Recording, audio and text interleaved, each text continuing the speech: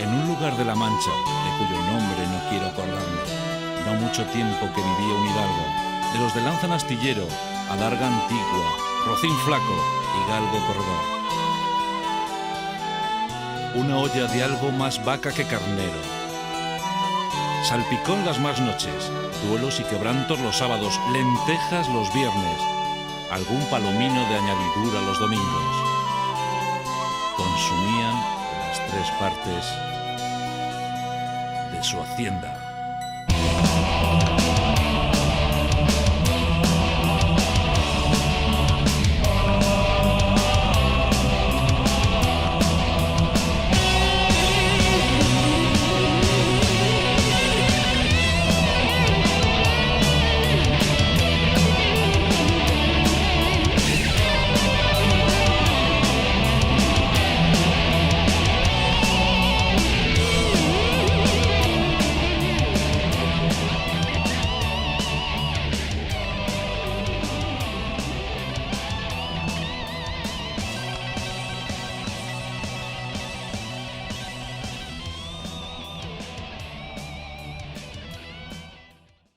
¿Qué tal, amigas y amigos? No es difícil deducir por los hechos históricos necesariamente reflejados en la maldita literatura, que desde los inicios del siglo XIX y génesis del XX hasta nuestros días se han venido reproduciendo como en un obsesivo y eterno retorno los mismos problemas y los mismos dramas, como consecuencia de una falta de decisión para su resolución. La historia de España, la peor de todas las historias, según el poeta Gil de Viedma, porque termina mal, parece así ser la crónica de una permanente decadencia. Hasta en las épocas de supuesto esplendor, el germen del ocaso se intuía incrustado en los más sensibles intersticios de la nación, como adelantaba Quevedo al confesarle a un amigo: esto no sé si se va acabando ni si se acabó, que hay muchas cosas que pareciendo que existen ya no son nada. Parece ser algo así como una constante frustración, convertida en tradición desde Felipe II, para construir un auténtico Estado nacional sobre verdaderas bases políticas, en lugar de un Estado inhábil sobre bases ideológicas y, por tanto, al servicio estamental de minorías dominantes. El famoso grito de Ortega y Gasset, Dios mío, ¿qué es España?, que evocábamos al inicio de estos programas, no era meramente la pregunta de un filósofo a la búsqueda y captura de esencias metafísicas nacionales, sino la constatación de que el llamado problema de España tenía que ver con nuestras formas de organización social y política, con los modos en los cuales nos instalamos con respecto a la ciencia, el progreso, a la misma memoria histórica y sobre todo al futuro. Como hemos visto a lo largo de esta serie de 8 programas de Maldita Literatura que hoy clausuramos, los siglos XIX y XX aportaron un exceso de riquezas en cuanto a los ecos y lecturas del Quijote, lecturas que rebasaban el ámbito estrictamente literario para adentrarse en pantanosos terrenos políticos, nacionalistas e identitarios, que veían al Caballero de la Triste Figura no solo como nuestra más alta y genuina expresión literaria, sino como la quinta esencia del espíritu nacional. En el programa de hoy, con el que también acabamos esta temporada, algo más distendido y con variadas canciones, realizaremos un epílogo, es decir, un resumen general de los contenidos anteriores junto a algunas nuevas y más modernas lecturas que se hicieron de nuestro ingenioso Hidalgo. Bienvenidos. ¿Sancho?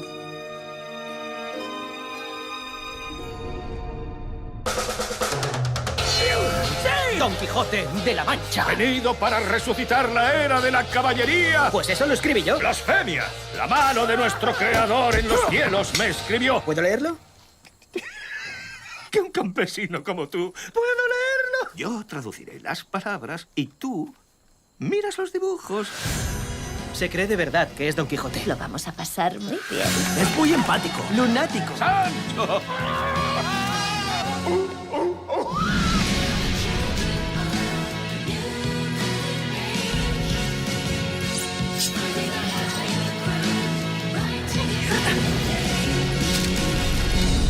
Yo soy Don Quijote.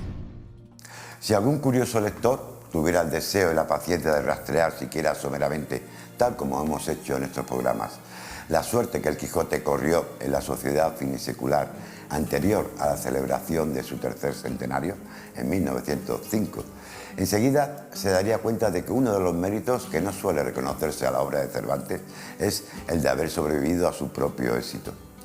Desde todos los foros se hablaba de ella, y en casi todos los casos los discursos estaban condicionados por la convicción de que en un sentido u otro la novela era símbolo de las circunstancias españolas y que Don Quijote era la expresión más perfecta y acertada del alma nacional.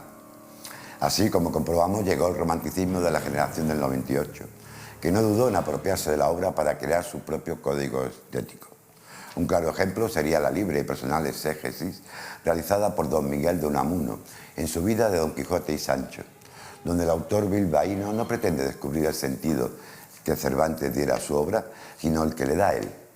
En sus páginas, Hidalgo y Escudero reviven los episodios de la obra cervantina, en compañía de un narrador que no se priva del autoatribuido derecho a ingerirse lo narrado, traduciendo en sus comentarios una voluntad tanto crítica como creadora.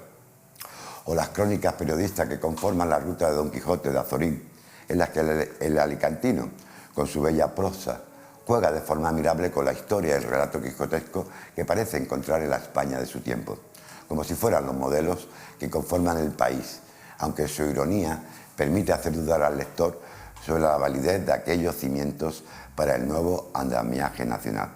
Curiosamente, estas dos obras son simultáneas a 1905, año del tercer centenario del Quijote.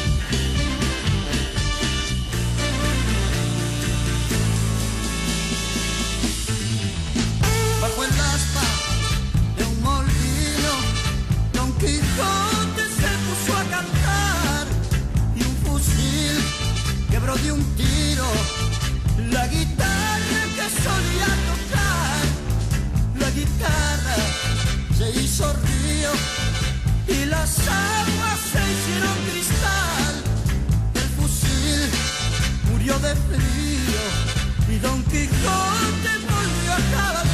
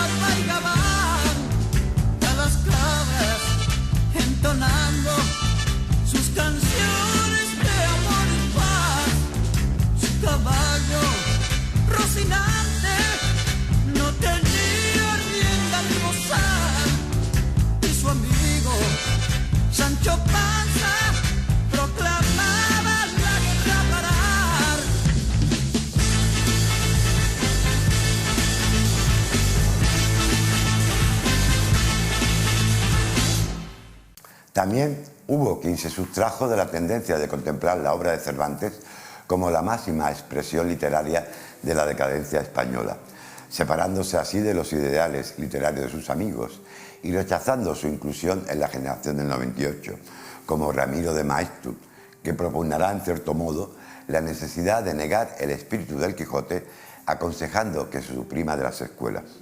O como Ortega y Gasset, quien considerará que todo lo anterior es un equívoco y arrojará luz sobre sus propias ideas de vida, historia, vocación, generación o perspectiva. Sus meditaciones del Quijote, cuya fecha de publicación da nombre a la generación de 1914, representará una ocasión ideal para presentarnos Ortega su método filosófico, superador del idealismo, y ofrecer un nuevo punto de vista que da razón de una constante, en apertura y evolución continuas y siempre en relación con las cambiantes circunstancias de la vida. O Américo Castro, quien verá en el Quijote el espejo perfecto donde se refleja el profundo conflicto generado entre los partidarios de las tres grandes religiones monoteístas, católicos, judíos y musulmanes, que según él ha animado nuestra historia. Y así hasta llegar al día de hoy, en el que existen cervantistas y filólogos profesionales, y la obra de Cervantes sirve de pretexto para tesis ideológicas, literarias y filosóficas. Pero hacia 1960, el género literario dedicado por completo al llamado problema de España se extinguió, tras haber dominado durante más de medio siglo, la escena literaria y política. Había sido la tarjeta de presentación de la intelectualidad española moderna, y en él Cervantes, o más bien Don Quijote como símbolo de nuestra identidad nacional, había ocupado un lugar central. El género afortunadamente pasó a mejor vida y hoy podemos ya analizar a Cervantes a partir de su obra y de las circunstancias históricas en las que la compuso, sin tener que filosofar sobre esencias metafísicas nacionales o molinos de viento. Ante ti, mundo ruin, miserable y falaz, maldición de los hombres de bien. Llega hoy un hidalgo a retarte, capaz de morir por su honor y su fe. Yo soy yo, Don Quijote, señor de la Mancha, me llama el destino a luchar. Que los vientos con furia empujen mis pasos allá donde quiera el azar, donde me lleve el azar, hacia la gloria final.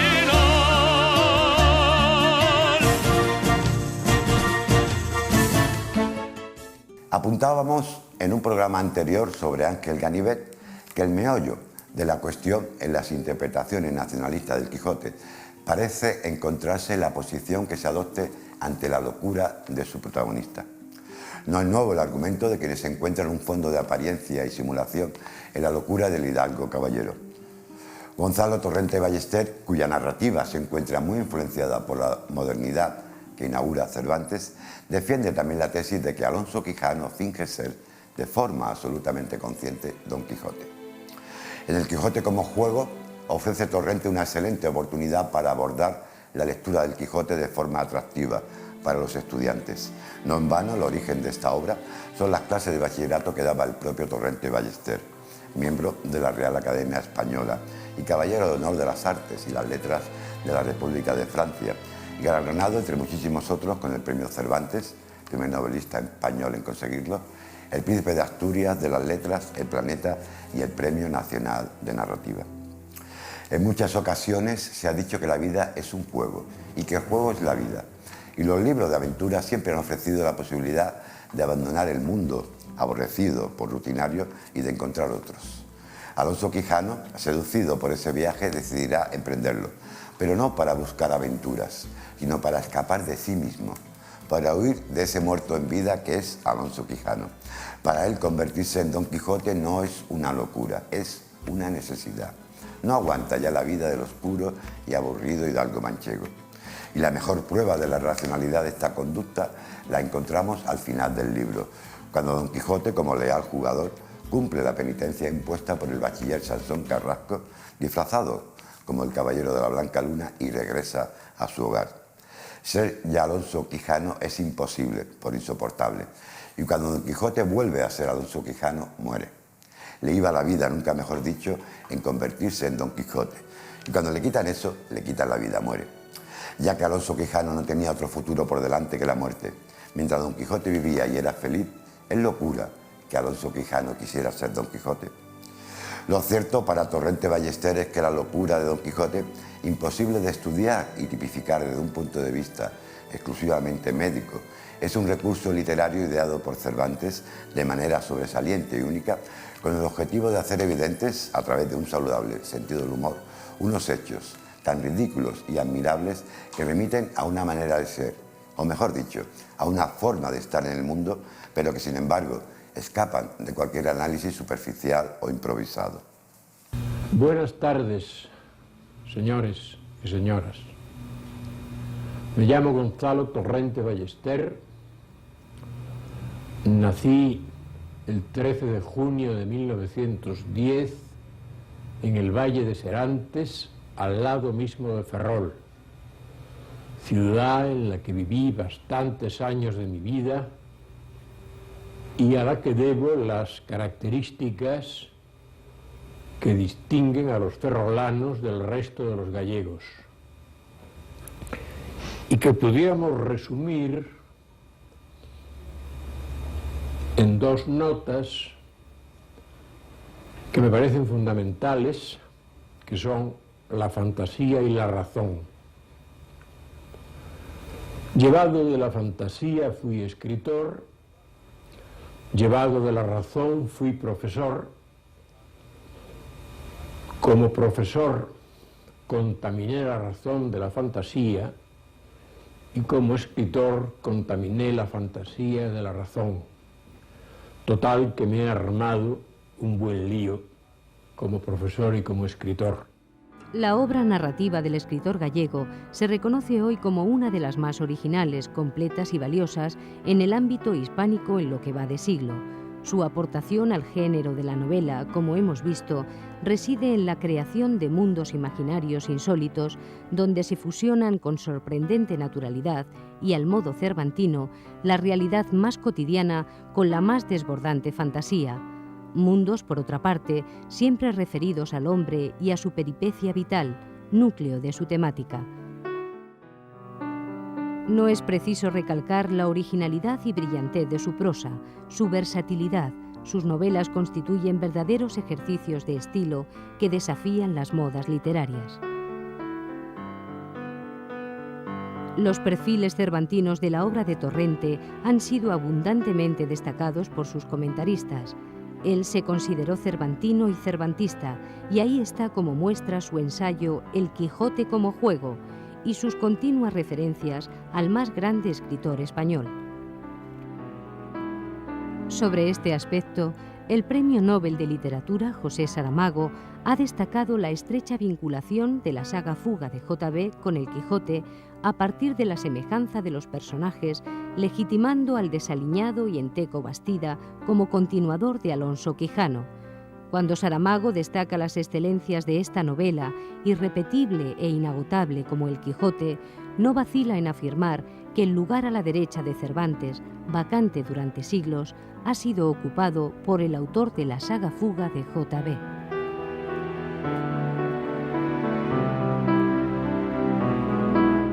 Volviendo a citar a Ortega, no existe vicio político más contraproducente que hacer la historia sin razón histórica. Si por un lado es cierto que el género literario, enfocado en el llamado problema de España, ha dejado de ser hegemónico, también es verdad que la globalización ha reactivado las pulsiones identitarias. Y no resulta extraño que la búsqueda compulsiva de identidad se haya dirigido también hacia el pasado, no tanto para rastrear las raíces, aunque también como en búsqueda de legitimidades morales, culturales y políticas de nuestro presente. Así sucede con la rigurosa y a veces polémica Escuela de Filosofía de Oviedo, creada por el catedrático de Filosofía Gustavo Bueno e integrada por el conjunto de profesores, alumnos, discípulos y seguidores de su sistema, al que denominó materialismo filosófico. Para don Gustavo Bueno, que fallecería a los 2 días de hacerlo su esposa, el escenario de Don Quijote va referido a una concreta sociedad política de la España histórica, vale decir, a la época imperial, pero no de un modo inmediato, sino sencillamente abstracto, como iluminado por una luz ultravioleta capaz de desvelar una sociedad civil con curas y barberos, duques y titiriteros, caballeros andantes arcaicos, moviéndose a su propio ritmo, que mediante los artificios de esta peculiar iluminación aparecen con cierto aire intemporal y por tanto que aún hoy en día permiten ser reconocibles. Y será desde esta mediación ultravioleta como tendremos que intentar interpretar los símbolos alegóricos de Don Quijote, tan válido entonces como actualmente, y que solo a los lectores más vastos o primarios, aunque sean eruditos, pueden resultar sencillos y transparentes. ¿Qué significa de Don Quijote? Pues Don Quijote estaría constatando la crisis del Imperio Español, por tanto, que no es una cuestión puramente política, es lo que significa un imperio universal. Es como podría ser la crisis del Imperio Soviético siglos después, que también era un imperio universal, porque el Imperio Soviético pretendía, los soviets pretendían que todo el mundo fuera comunista, esa era la razón de ser. Era ser comunista, no era hacer el comunismo en un país o elevar el estado de bienestar de los ciudadanos, eso era una cuestión pues puramente prosaica, ¿no? Era todo lo contrario. Y entonces, quiero decir que el Imperio Soviético puede definir o puede significar para muchos lo que significa imperio, que cuando miran al pasado ven al imperio como algo puramente depredador, como intereses ambiciosos de unos. No, es el Imperio Soviético que puede ser, por lo menos para mucha parte de la izquierda actual, ahora ya no, porque se ha hundido y además Stalin está degradado, pero en fin, yo me remito a los que en los años 50, 60 y 70 todavía veían a la Unión Soviética como al comunismo, una palabra, ¿verdad? El comunismo era un imperialismo y entonces la caída del Imperio Español, que también representaba una monarquía universal, pues que no era puramente depredadora, todo lo contrario, ¿verdad? Era generadora. Entonces, esto que Cervantes lo había visto, porque él había participado directamente en batallas decisivas del Imperio Español, sobre todo Lepanto, pero muchas más, y además se identificaba con ellas, es decir, no es que Cervantes fuera un resentido, estaba identificado realmente con el Imperio Español, a pesar de los fracasos constantes que tuvo. Entonces yo creo que Don Quijote es la meditación de lo que es el fracaso del Imperio Español. ¿Qué consiste? Amigas, amigos, a veces resulta increíble y casi mágico cómo la intimidad con la maldita literatura puede otorgar nuevos significados a nuestro mundo cotidiano, convirtiendo las cosas habituales que nos rodean, paisajes, lugares, fechas e individuos, en algo casi sagrado. Sacralizar de este modo, con sus luces y sombras, nuestra existencia, como si se tratara de una obra de arte, creo que no es patrimonio exclusivo de escritores y artistas, al igual que la dignidad del ser humano no es patrimonio exclusivo de ningún ser humano. Y sin duda, ninguna obra más idónea para mostrar este hecho que El Quijote. Durante 8 programas de Maldita Literatura hemos celebrado la novela de Cervantes desde muchos puntos de vista, apropiándonos de ella como de un icono.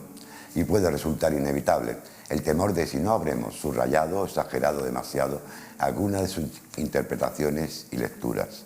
Su carácter mítico sobre su naturaleza de obra real, pero de ficción. Quizás en adelante nos acerquemos a la llanura manchega con nuevos ojos. Admiremos la belleza de sus áridos paisajes, poblados de los antiguos molinos, y recordemos a Don Quijote. Sin embargo, no habremos disfrutado del auténtico legado cervantino si no dejamos que la obra nos seduzca con la interpretación que el autor puso en ella para que cada uno de nosotros, sus lectores, se enriqueciera, sin necesidad alguna de conocer las realidades que la inspiraron y de otras, como las contempladas en estos programas que llegó a generar. En definitiva, si no nos atrevemos a leerla, les aseguro que pasarán muy buenos ratos. Hasta pronto, cuídense y tengan un feliz y buen verano. Salud y vacaciones. En un lugar de la Mancha, de cuyo nombre no quiero acordarme, o sí.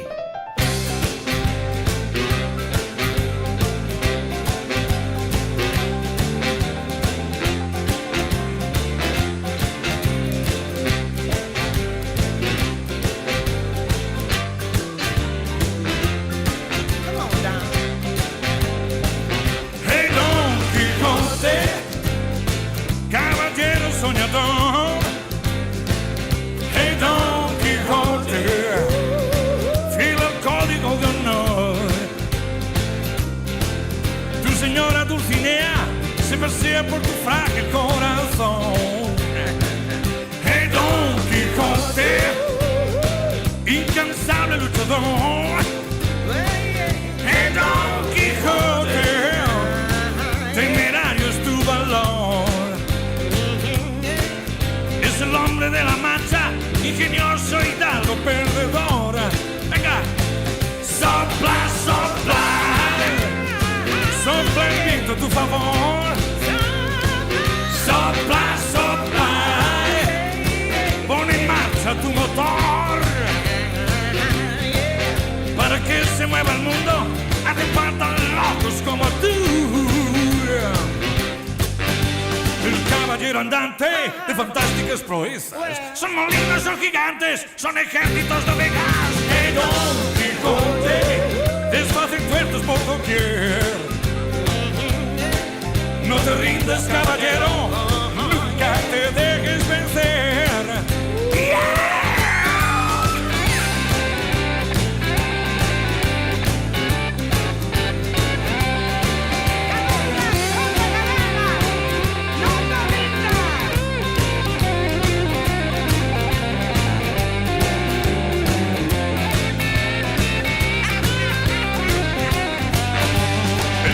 Andante de fantásticas proezas. Son molinos o gigantes, son ejércitos de abejas.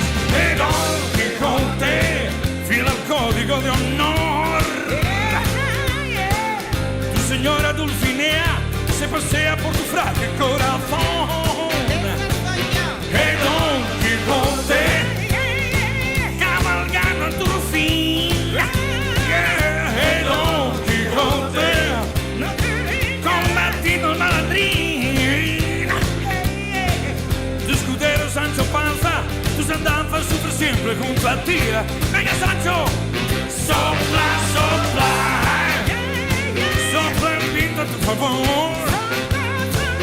Sopla, sopla, pon en marcha tu motor. Para que se mueva el mundo, hace falta locos como tú. Sopla, sopla, sopla el viento a tu favor. Sopla, sopla, pon en marcha tu motor. Para que se mueva el mundo, y hacen falta locos como tú. Hey, hey, hey, hey. Sopla el viento a tu favor. Hey, hey, hey. Pon en marcha tu motor.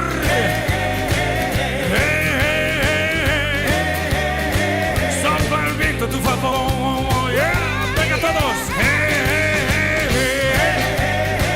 Sopla el viento a tu favor.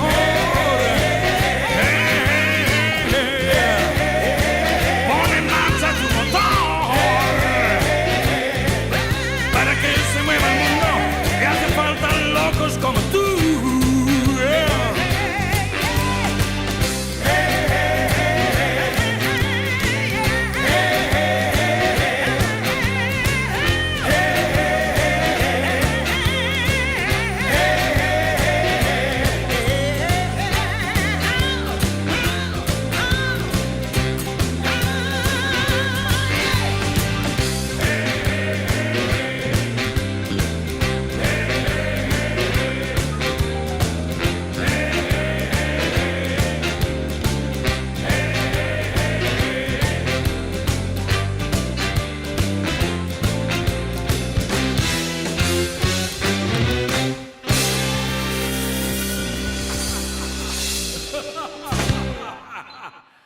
¡Viva Don Quijote!